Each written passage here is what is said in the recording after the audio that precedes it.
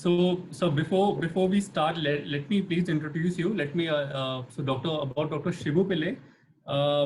Sir is a premier pediatric neurosurgeon from Bangalore. He is a senior consultant in Narayana NH Hospital. Sir has done his MCH from NIMHANS in the year of 2000, and Sir's one of the interested research area of topic is in tethered cord surgery of pediatric patient, and that's also the topic for today, which is Ionm in spinal dysraphism. Apart from Sir's area of interest in the pediatric neurosurgery for tethered cord, other areas which he likes to work on is epilepsy, stereotactic neurosurgery, especially deep brain stimulation, skull-based surgery, which especially vestibular schwannoma surgery, and other pediatric neurosurgery. Sir also has more than 100 peer-reviewed publications in top neurosurgical journals. And NH or Narayana Hridaya Hospital was one of the earliest hospital to adopt Ionm. And NH Hospital does more than 500 cases per year. So sir has a vast experience in neuromonitoring, and my colleagues there in South, they have been working with sir for a very long time. And so we are very glad, sir, that you are here with us to share your experience, and we are looking forward to learn from you. So we'll follow the same pattern. You can start your session, and at the end for 15 minutes, we'll have question answers. So thank you so much, sir. Please, over to you. Yeah. Good afternoon, everybody, and thanks, Ankit, for that nice introduction. Ali, that was an awesome talk, as usual, of course. And following upon that, what I'll be talking about is Ionm and its role in surgery for spinal dysraphism. So over the course of the next 45 minutes or so, I'll take you through why we should be doing this kind of monitoring, how we should do it, and what are the precautions we need to take during during monitoring. And then we'll discuss a few cases, and if we have time, we'll look at a few videos on these procedures. So tethered cord syndrome is essentially a functional disorder. It's caused by stretching of the spinal cord with its caudal end fastened by an inelastic structure. So this kind of tethered cord syndrome can be due to a tethering element caused by a variety of problems, pathologies, such as myelomeningocele, spinal cord lipomas, split cord malformation, dermal sinus, thickened phylum, LDM, etc. So a variety of abnormalities can cause this kind of a syndrome, which could manifest as a cutaneous syndrome, orthopedic problems, urologic or neurologic syndromes. Or these anomalies could be completely asymptomatic. And that's when arises the dilemma as to whether we should operate them and how aggressive we should be with respect to surgery. So the presentations with respect to cutaneous malformations could be this kind of tuft of hair, dimples, or small discharging sinuses, or swellings on the back could be lipomatous swelling with good skin cover, or it could be these huge swellings which we see in our country following myelomeningocele and rupture. Neurologic deficits could include weakness in the feet or leg, and this could be either from birth or could be of new onset. Sensory loss or hypoesthesias could be again chronic or new onset, and when chronic and when complete, they can manifest as these kind of chronic trophic ulcers, which are very difficult to treat. Urological problems are also common, so and they could manifest as either urinary incontinence or retention. Sometimes the upper tracts are also involved significantly. Bowel incontinence again can be primary or secondary. So with these presentations or without any symptoms, ultimately what these problems require is detethering. That means separation of the tethering element from the spinal cord and roots, so that the spinal cord is once again free to move up and down within the dural tube. So when the tethering element is just a simple thickened phylum or a dermal sinus, detethering is relatively easy. So you just need to disconnect and the spinal cord is once again free. However, a more complex tethering element, as in a myelomeningocele, where the placode is adherent to the skin, especially when it is recurrent tethering, can be quite difficult. And so is the situation with pathologies like split cord malformation or with a spinal cord lipoma. Spinal cord lipomas and split cord malformations are pathologies which have a very high rate of complications following detethering. And that is why it's very important in these kind of pathologies that we do some kind of intraoperative neuromonitoring during the surgery. And essentially, what does this monitoring involve? One is continuous monitoring, which goes on in the background to identify the integrity of the neural pathways. That is, that the spinal cord and the roots are functioning normally throughout the disconnection procedure. The second thing is, especially with respect to spinal cord lipomas and myelomeningocele, it is very difficult at times to identify precisely which is a normal functioning root or functioning area of the spinal cord which needs to be preserved and what is it that needs to be removed and disconnected. And the way this is done is by directly stimulating the spinal cord and the roots. This is called mapping. And this will be done intermittently by the surgeon during the procedure. So thus you have two ways to monitor and map. The other issue that we need to raise is, do we need to actually do these procedures, especially when the patient is asymptomatic? This is an especially important question in the, when it comes to spinal lipomas. And Professor Dacklingpan has done a lot of work in this area, has shown that if you are able to resect it completely, in the long term, that means almost like 20 years and beyond, you have a 88% progression-free survival. Whereas if the resection is only partial, then the progression-free survival is very low, only 1/3 of the patients at 10 years. So, and in order to achieve this total resection, you absolutely have to have intraoperative neuromonitoring. This becomes even more vital when you have an asymptomatic patient. If you do a partial resection in an asymptomatic patient, you are much more likely, almost 40 to 50% of them will end up having problems within 10 years. It is probably, rather than do a partial resection, it's much better to leave them alone, in which case you will have about 60 to 70% chance of a progression-free survival at about 10 years. However, the best option would be to excise them completely and neurulate the cord, leading to almost complete cure in the long term. So from these studies, it's obvious that you need to excise spinal lipomas and you must do them completely. Partial resection is something completely to be avoided. So let's get down to the basics of how you map and monitor. Ali has made my task relatively simple because he has already explained much about how you do the MAPs. So one aspect is monitoring, and monitoring is done using cortical stimulation. These MAPs, which are generated in the cortex by transcutaneous electrical stimulation, leads to activation of the pyramidal neurons.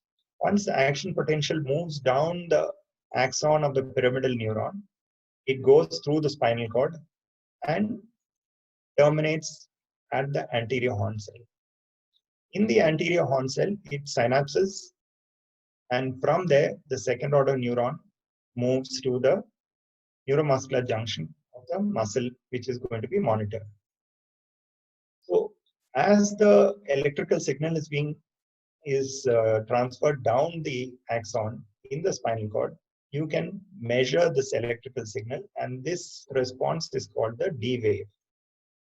Since there is no synapse at this level, the D wave is a very reliable way to monitor the spinal cord at this level. Up to T10, you have a very good amplitude of D wave, and this can be used for monitoring any kind of pathology up to D10. Below that, the amplitude is very low because the number of corticospinal fibers in that area are very few. Once the synapse comes into the picture at the anterior horn cell, then to elicit a response in the muscle with the same single current would not be possible. So you need to send a train of impulses.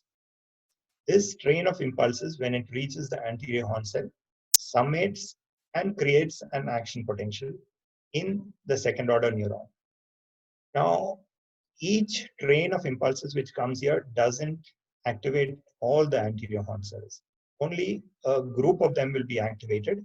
The next train activates another subset of anterior horn cells. In this way, a different group of muscle fibers will be activated with each train of impulses. Compound motor action potential which is generated can be recorded by introducing a needle into the muscle which we are recording. And since most of these spinal dystrophic states are in the lumbosacral or fewer in the thoracic levels, most of the muscles that we monitor for these purposes are in the lower limbs and also in sphincter. So I'll come to that subsequently. So the next thing is about the second way you can monitor or map is directly stimulating either the spinal cord or the roots at the level you are operating upon, and then checking for the response that you get, the electrical activity that you can elicit in the muscle. And this is a much more stronger signal compared to the MEP, which is generated after a train of stimuli in the cortex.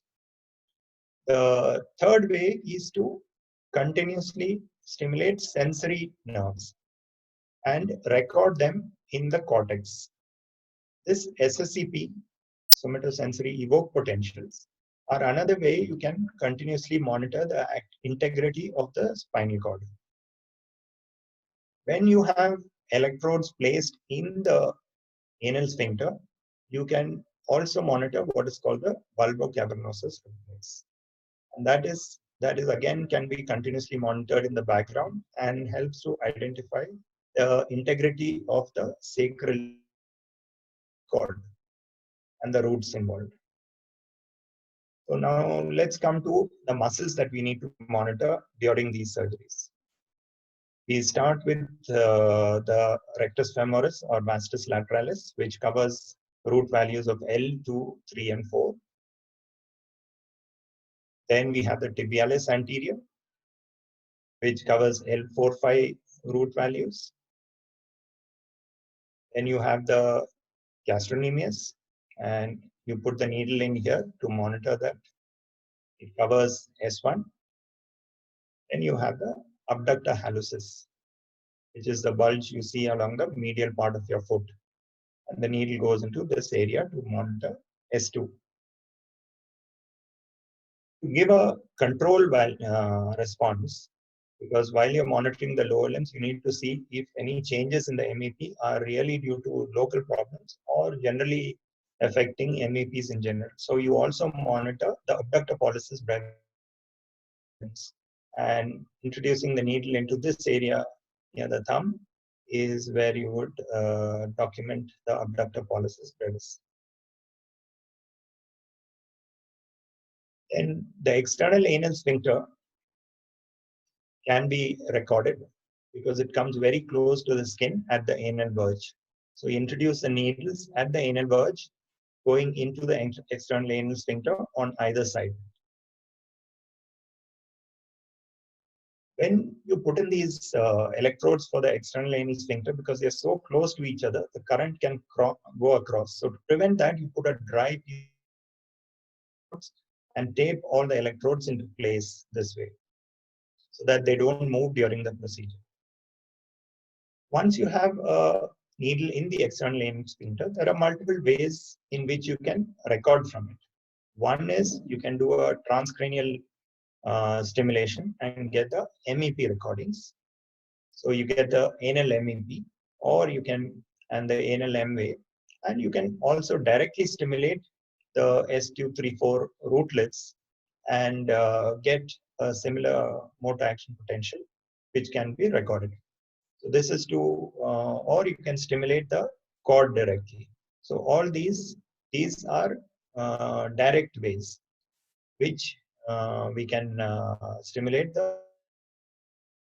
Another way in which the external anal sphincter is through what is called the bulbocavernosus reflex. We know that when we press the glans penis firmly and then suddenly release it, a reflex, a contraction of the anal sphincter can be elicited. Electrically, this can be documented in a very simple manner. We put two electrodes on the dorsal nerve of the penis, or the dorsal clitoral nerve, and with the anode distally and the cathode at the root of the penis. This sends signals along the pudendal nerve to the dorsal horn, and it sends synapses with nuclei on both sides at S23 level in the anterior horn cells of the onyx nuclei. And from there, the motor segment of the pudendal nerve carries the signal to both sides of the anal sphincter and causes its contraction. So this is a recording of this bulbocavernosus reflex.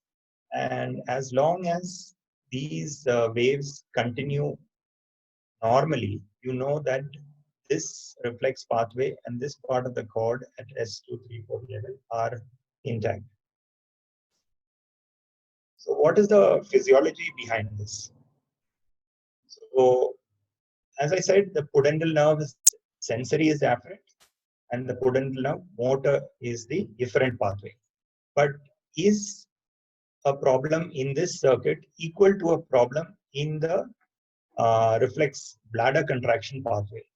Not completely, because the pelvic nerves which carry afferent fibers into the cord at S234 level ends up in the intermediolateral column of the spinal gray matter, rather than the anterior horn cell in the on-off nuclei. So from here, the parasympathetic preganglionic fibers exit the S234 and end up in the bladder and the visceral part of the external urethral sphincter. So this is the pathway for bladder function. So although those two are very close to each other, they are not exactly the same. So, and hence, although disappearance of the BCR likely implies trouble with the bladder function, it is not absolutely essential. So, and vice versa is also true. You can have an intact BCR reflex and yet have bladder disruption. But in general, this is a good way to monitor function, including bladder function in this area. So, as I was, so this is the BCR reflex which you are eliciting, and the advantage of this is that the surgeon doesn't need to continuously do anything.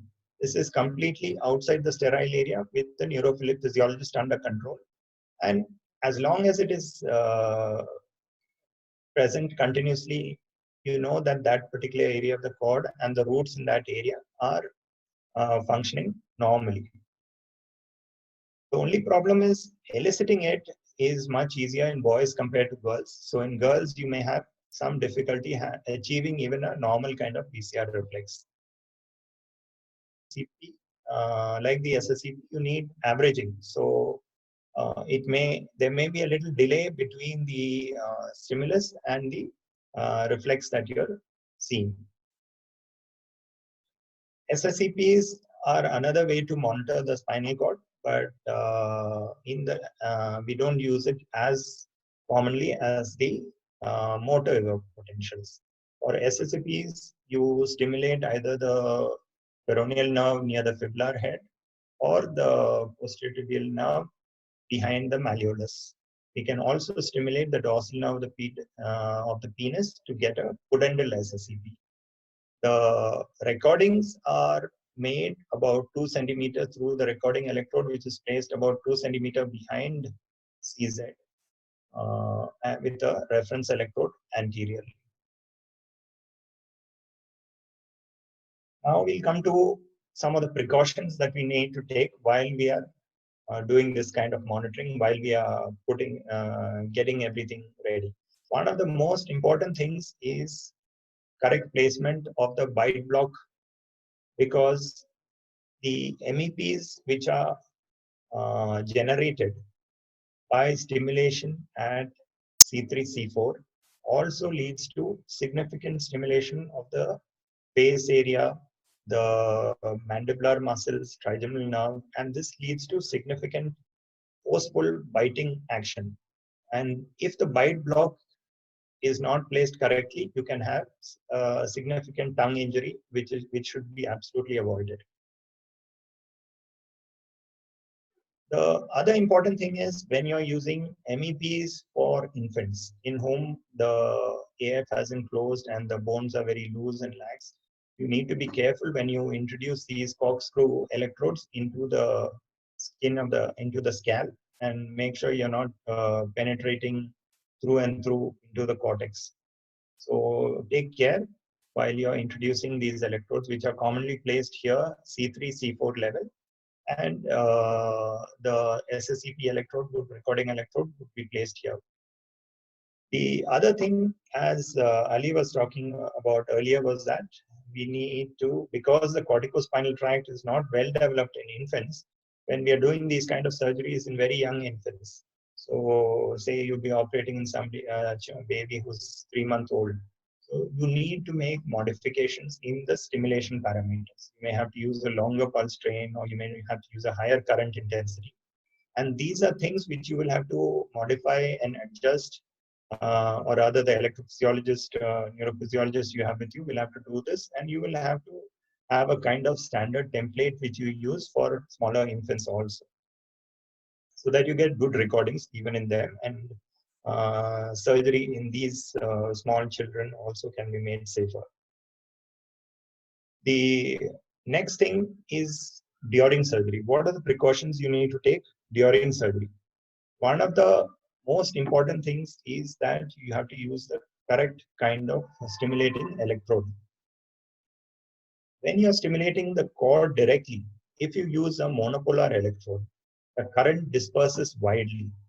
And this literally makes the whole conus into a kind of volume generator and stimulates everything indiscriminately.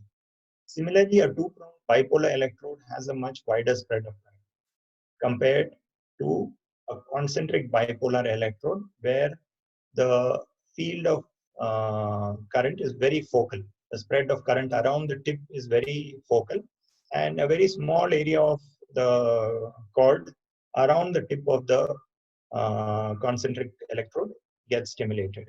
So you can see whether that particular area specifically is functional or not. When you're stimulating the roots, it may not be as important. You could even use a monopolar electrode, but directly stimulating the cord, you absolutely have to use a concentric bipolar electrode. The other thing is, when you're stimulating the cord or the roots, you have to make sure that you suck out all the CSF in the field before you stimulate, because otherwise that can act like a conductor and you may get responses from nerves beyond what you are stimulating. So this is in a surgery for a child with a lipoma, and you can just see the lipomatous part which is attached to the cord with the roots coming down. So as you begin surgery, you need to identify all the vital important roots which have to be preserved, and also identify the part of the cord which you have to leave. I'll come back to the surgery in a while later if we have time. But the importance here is that you need to maintain a dry field during stimulation, so that you're precise about which route you're stimulating. The next thing is the current. When you're stimulating the roots, you need to have a much lower current. So 0.5 to 1.5 milliamps compared to when you're stimulating the cord. So especially cord stimulation, what I generally do is I stimulate an area of the cord just beyond the lesion I'm operating. See what is the result of that stimulation, and probably use that current to stimulate lower down to identify areas of fibrosis or lipoma, which I can safely cut through and preserve areas of the cord which get stimulated with that current. The other important thing you have to remember is that although MEP is a monitoring tool, that is, it's continuously happening in the background, strictly speaking, it is not that continuous, because MEP currents lead to significant and widespread muscle contraction, which causes the patient to move. And that jerk, when you are operating in a vital area or a crucial step, can cause damage, can cause problems. Hence, you have to closely coordinate with your electrophysiologist as to when you are ready to have the MEP stimulation done. So there will be a gap between each surgical step and the next MEP stimulation, which potentially can lead to damage to vital areas between two MEP stimulations, and which may go unrecognized till the next stimulation. The other important thing is the anesthetic protocol, and you have to get in touch with your anesthetist and have a good interaction and communication with them about what you are going to monitor and what kind of anesthesia you need. Inhalational agents like sevoflurane are almost a no-no, because they significantly reduce the MEP response during monitoring. So TIVA is the best way to go, and in our setup, we use IV propofol and pentanil for induction. Sometimes, occasionally, we may use inhalation agent like very briefly just for the induction. Muscle relaxants, again, I use only for intubation. After that, and we use non-depolarizing agents like antracurium or vecuronium. After that, both sevoflurane, if used, and these muscle relaxants are completely avoided through the rest of the surgery. Throughout surgery, we just maintain them with propofol infusion and a dexmedetomidine infusion. No muscle relaxants, no inhalational anesthetics. Blood pressure should be maintained stable throughout, and I'll come to the reason for that because later as we discuss the cases.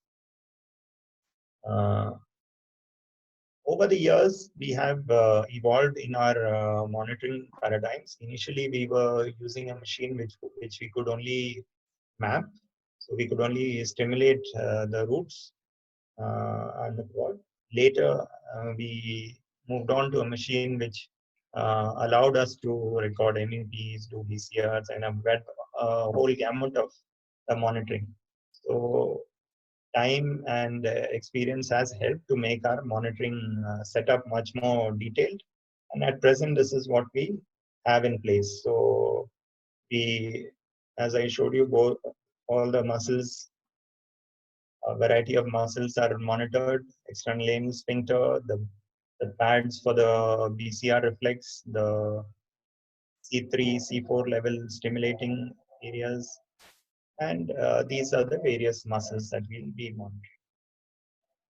One thing that we learned over time was that in some situations, initially we were not doing the D-wave, but in one patient who had a thoracic lesion, which I'll discuss that case later, we ended up with having a problem, and that's when we realized that in some situations, D-wave also could be a useful tool or surgery for spinal dysraphism. Most often, these pathologies are below the D10 level and the D-wave cannot be utilized. But if the lesion is in the cervical or thoracic area, we can monitor the D-wave, and this could pick up problems in the corticospinal tract much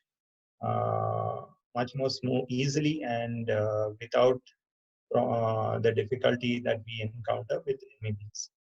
Because D waves are continuous recordings. So every stimulus over here elicits a D wave. And this, because it's a single stimulus which elicits this wave, it doesn't create that kind of movement of all the muscles. And we don't need to stop operating while the D waves are being recorded. So that's a big advantage. But unfortunately, it can't be used in all situations. Next, let's come to the alarm criteria. So unfortunately for D wave, it's reasonably sure that if the amplitude drops below 50%, we need to start watching, especially in the range of 30 to 50%. If it goes below that, there's going to likely to be a serious damage to function. SSEPs drops below 50% are important. MEPs, unfortunately, have a significant run-to-run variability. So you can't really have a fixed criteria like 50% drop and things like that, because that would lead to many false positives. So what we generally do is that if once the MEP amplitude drops below 50%, the electrophysiologist starts checking if there are any problems evolving with respect to anesthesia and things like that.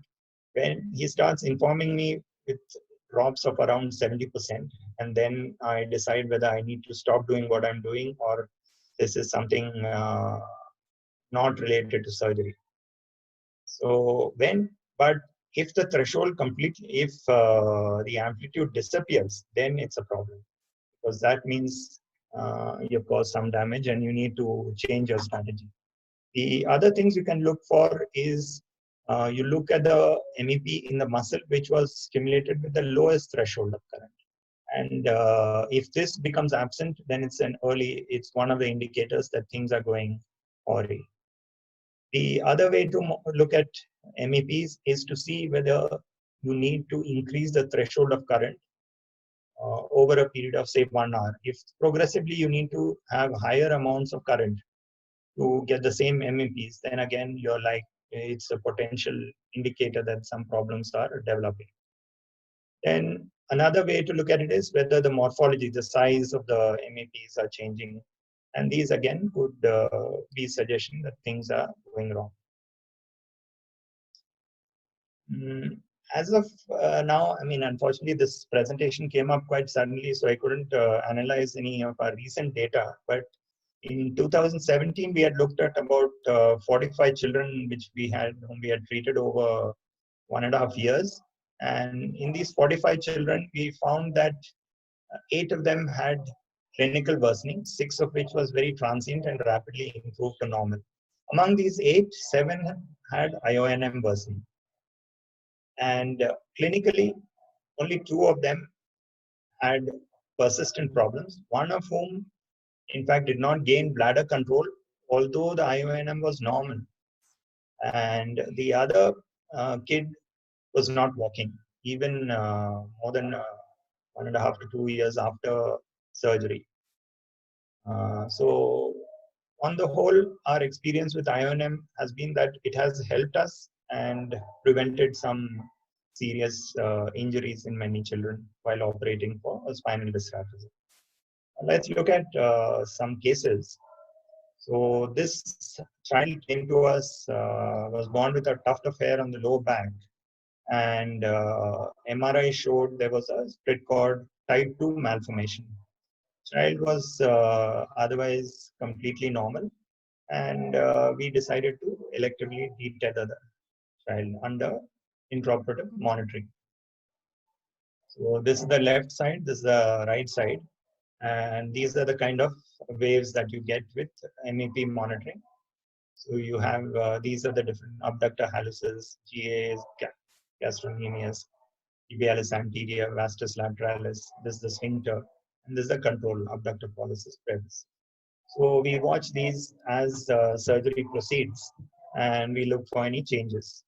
And after we cut the fibrovascular band, which was causing the tethering, we found there was bilateral sphincter MEP reduction. So then after some time, in addition to the sphincter, we found that bilaterally, the muscles innervated by L4-5-S1 were also significantly reduced. This made us really worried, but I knew that I hadn't really done anything surgically which would explain this kind of dramatic drop. So how do we solve this kind of a problem, and what is the reason for this kind of a drop? So it could be physiologic, and the way to analyze this is through an algorithm where we look at each of the problems that could be happening. So one is it could be physiologic, or other thing could be technical problem. So either stimulation resulting or recording related.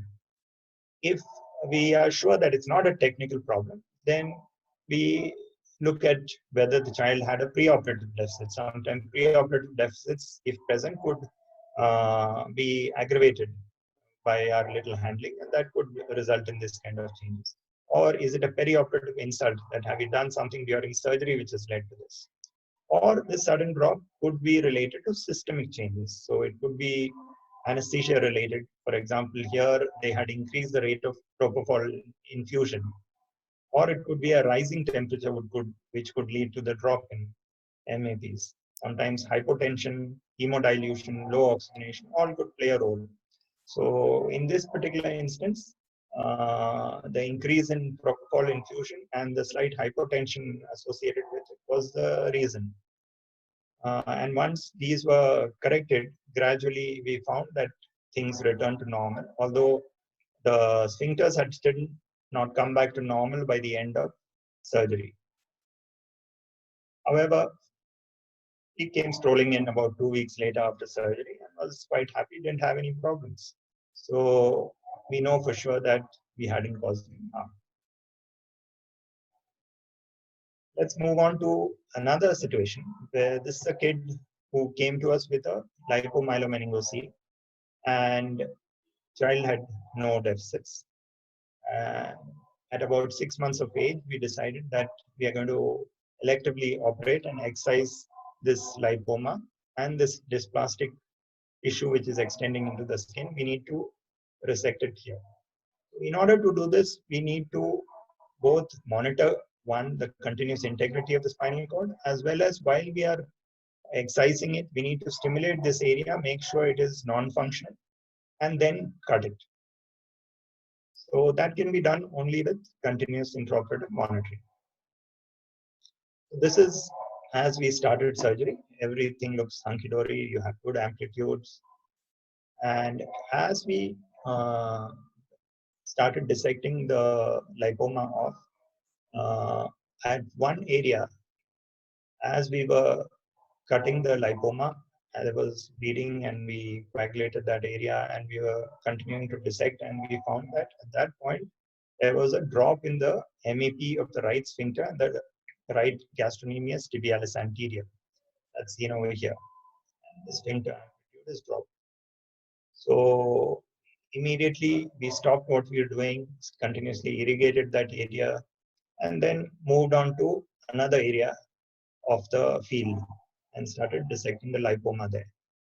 Gradually, with time, the sphincter amplitudes returned, the other muscle amplitudes also returned, and we could continue with our dissection and complete the excision of the lipoma. 2 months later, kid came back, everything looking good, limb movements are good, and bladder function. This is a situation where we absolutely need this kind of monitoring. So this child, soon after birth, was operated for a myelomeningocele, and his child had very smart parents, educated parents who were well aware of the problems their child had, and they noted that progressively the right lower limb had decreased in strength. And over a period of 6 months, they'd been watching, and they knew that this is a potential problem. Retethering is a potential problem. And they knew the problems related to repeat surgery too. So once we found that this is a progressive problem, we decided that we'll go in and try to detether. Was being aware that in such a situation, everything might be completely adherent and we may not have much chance or much hope of really achieving a very good detethering. And with the help of monitoring, we started the procedure. Initial amplitudes were good in all the muscles except the bladder. So you can see in both sides, the bladder amplitudes are quite low. Sphincter amplitudes are quite low, and external anal sphincter, that is. And as we proceeded with the detethering, we found that the right abductor hallucis amplitude dropped, and so did the external sphincter, dropped to almost zero. So once this happened, we realized that the way the entire PLACODE was adherent, the roots were all stuck among the scar tissue. There was no way we are going to achieve a complete detethering without creating more harm, as has already started to happen. So we decided that this is not something we are going to proceed with and abandon the surgery there. The child, of course, had a weakness immediate post-operatively, but this recovered over the next 6 months. So we'll come to our last case discussion. And this is a child who came to us with this tuft of hair in the upper thoracic level and no deficits otherwise. The MRI and the CT showed this thick bony spicule causing the diastematomyelia at D4 level. So we decided to go in to resect that, and the initial recordings were all good. We drilled the bony spicule, and the video starts at a point where we have already cut the dural sleeve, which is going between the two cords. Hemicords are on either side here. So this is on the left, this is on the right, and this is the dura in the middle that we are removing. So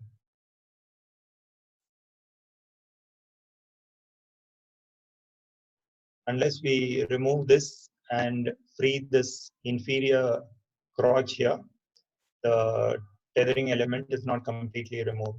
So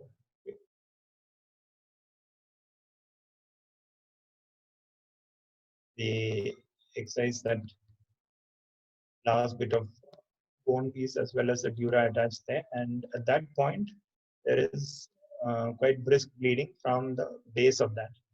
So I took the bipolar at that point and started coagulating that area, both the dura here as well as the bleeding that I'm seeing. You can see that the bipolar was touching this hemicord, the right hemicord. And after some time, in spite of coagulation, when it wasn't stopping, so I decided to try some bone wax, which is probably what I should have done right from the beginning. Because after doing this, when the bleeding stopped and we did the MEP, we found that we had created a problem. And there was drop in the amplitudes on the left L2, 3, 4 innervated muscles. And subsequently, there was also a drop in the right side muscles, but not to as much an extent as on the left side. The child woke up with significant paraplegia, which partially improved, and about 14 months could stand, but still at about 2.5 years is still not walking completely independently. So we had created a significant deficit. And this is something which I think resulted from that coagulation and the heat generated by that bipolar coagulation close to that cord, and which I could perhaps have picked up if I had used a D-wave during that phase of the surgery. But anyway, that's something, a lesson learned, and we hope we won't repeat such things. How much time do we have? If we have time, we can look at this video.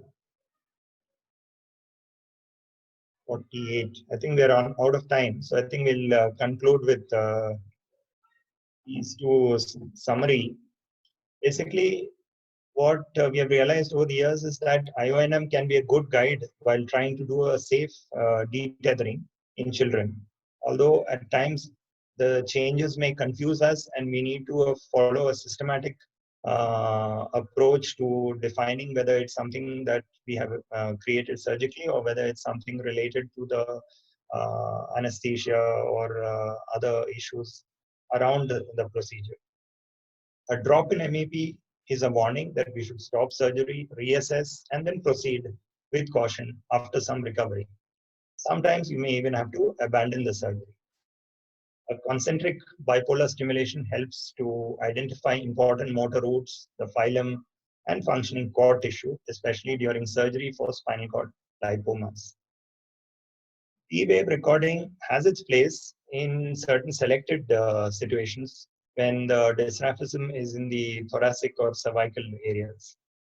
And finally, BCR is a simple tool to constantly monitor sphincter or S234 level cord and root function.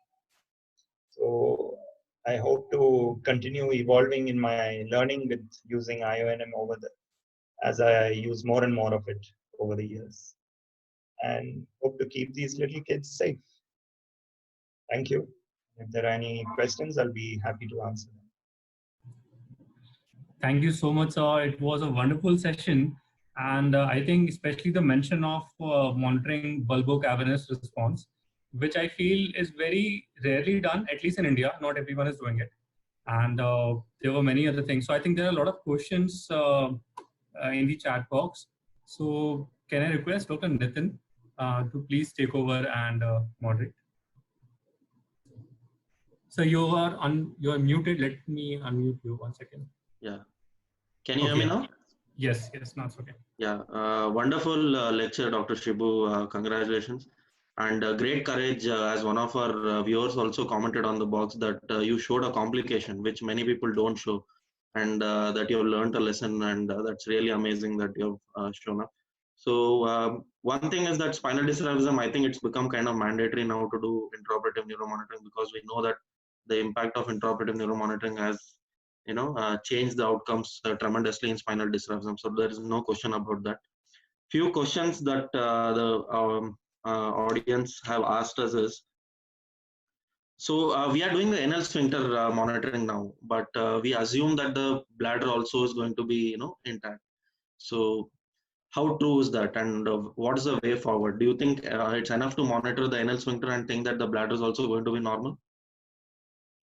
So most often this rule works, and but yeah, once in a while we can end up with problems. That's quite rare because monitoring the urethral sphincter is going to be much more challenging. It's possible, and there are urophysiologists who do that kind of needle, but I don't think it's something which can be done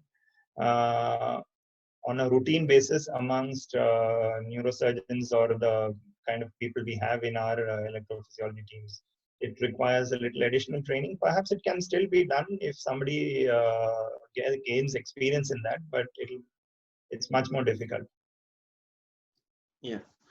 So just like we have an ET tube with a mounted sensor, for the 10th nerve monitoring. So maybe we can make a Foley's catheter with something like that, which sits on the sphincter, and then we can monitor the sphincter. So yeah, maybe people have tried using those kind of things, but ultimately the BCR has been found to be much more reliable compared to these kind of electrodes, because positioning, movement of those electrodes, all those are things which haven't been quite completely solved.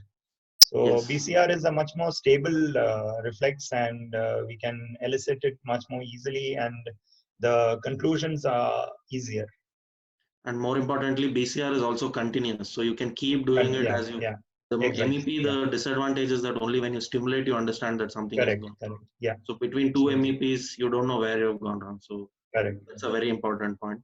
So one more question was, sir. So like in adults, we assume that less than 3/5 power, MRC power, we probably would not get a good MEP response. But in children, small children, it's very difficult to assess power. So what do you do in those circumstances whether you expect, how do you expect that a patient might have a good MEP or not? Like clinically, what do you see? Basically, in babies, if they're moving the leg fine, I mean, they're sure to have a response. They're likely to have a response. If the movement is absent, spontaneous movement, that's all you're going to look at. And if, say, the foot is not moving preoperatively, then it's unlikely you're going to get a response related to that. Okay. Movement spontaneously, you mean, or spontaneous or to pain? Like spontaneous movement. Yeah. So when a baby is active and just spontaneously moving the lower limbs, you can watch, and you'll be able to have a pretty good idea of what the child is able to do. One more thing is, in small kids, when the frontanels are open, so corkscrews become a little traumatic. So do you use needles in those cases, or how do you? No, we use corkscrews for even the small babies. We just got to be careful. Lift up the scalp and put it in carefully.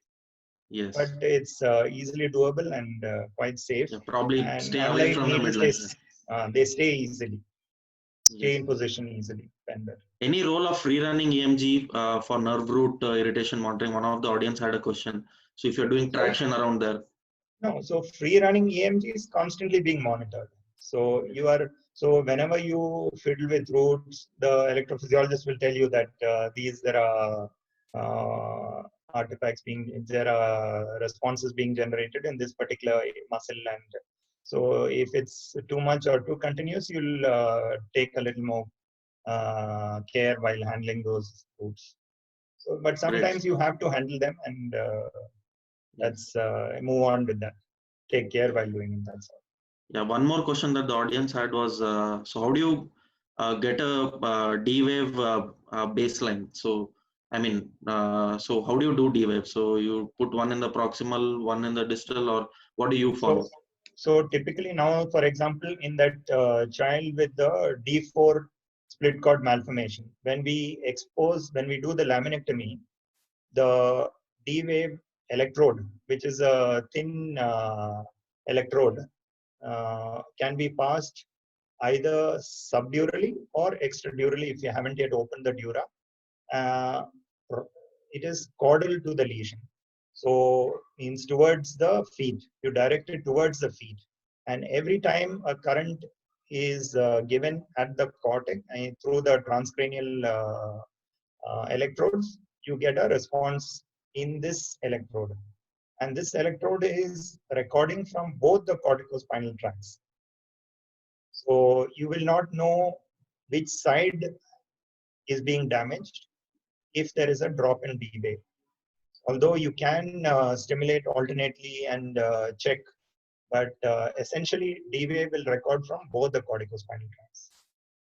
So there's nothing specific that you're doing differently. It's just that you need that particular electrode and set it up for D-wave monitoring.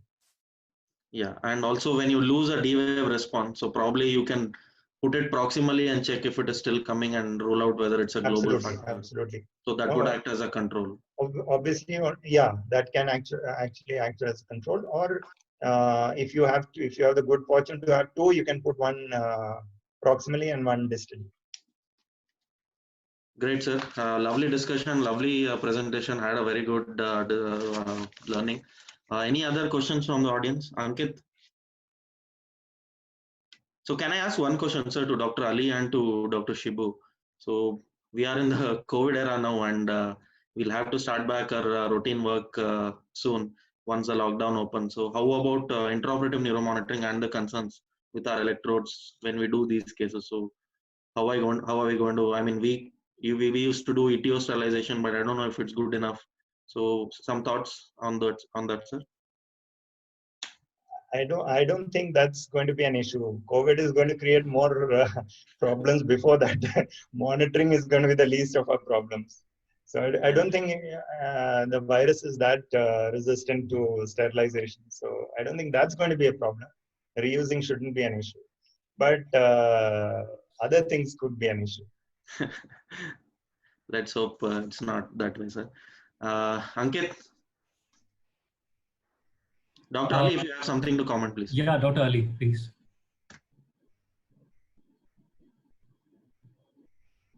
So,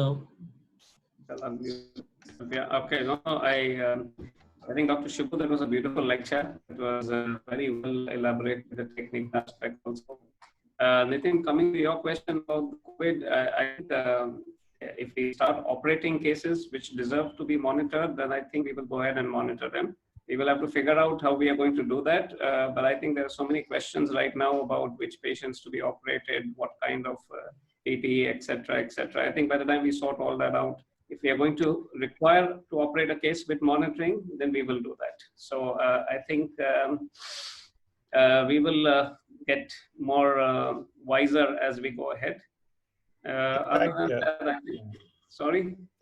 In fact, I was thinking perhaps awake surgeries may be the way to go forward, you know. You don't need to intubate them, and especially gliomas and things, just do them awake perhaps. Only emergency intubation, if required, would be a problem. Right, I think so. I think there are many things which will unravel, and we will probably a year from now, we may have many new things to talk about. Right, sir. Thank you so much. Ankit. Yeah. Thank you, Ali, for the great lecture. Yeah. So, and great question, Dr. Nitin, actually. And about that electrode sterilization, I think I have an answer, not reuse it. Use a new one, so be safer side. we can't take that option. Okay. So what I would suggest is, sir, actually what they're saying is the N95 mask that we are probably going to re-sterilize and use also in our country. So the virus doesn't survive for more than 72 hours. So 3 days on any surface, if you don't, meddle with it, the virus is going to die. So probably having 3 sets of electrodes, if you do one case, then after 3 days, you're, on the 4th day, you're ready to use the first set. Probably with ETO. ETO doesn't kill the virus. That's what, for the N95 mask at least. So I don't know about these electrodes. So we have to find out. Because most of us reuse the electrode, it's going to be an issue with that also.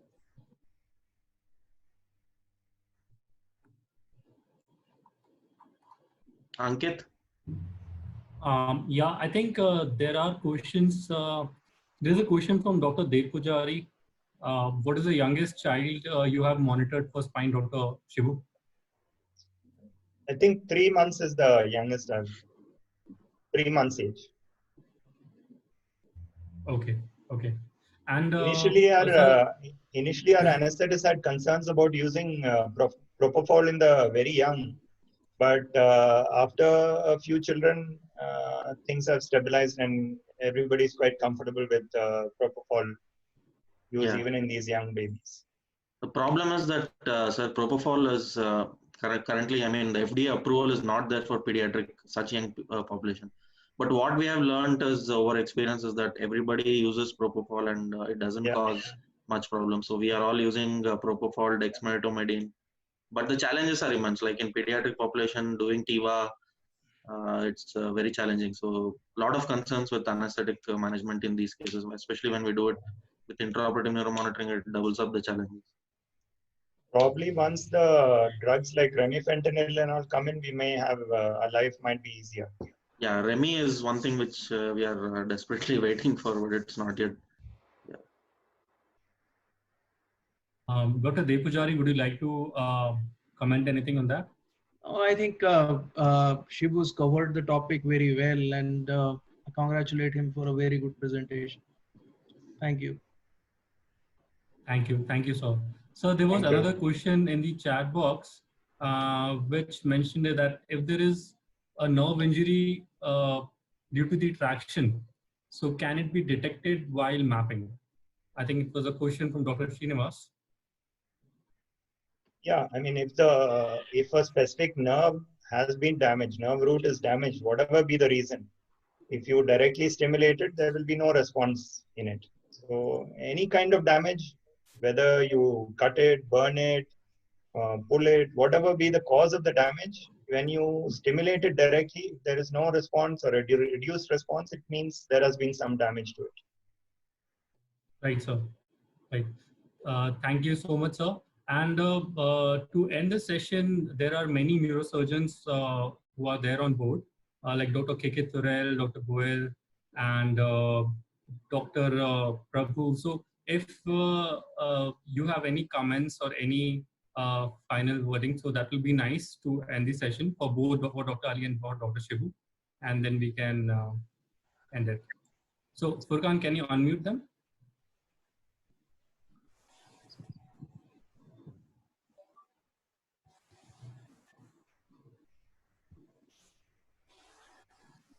Yeah, Dr. K.K. Thurel.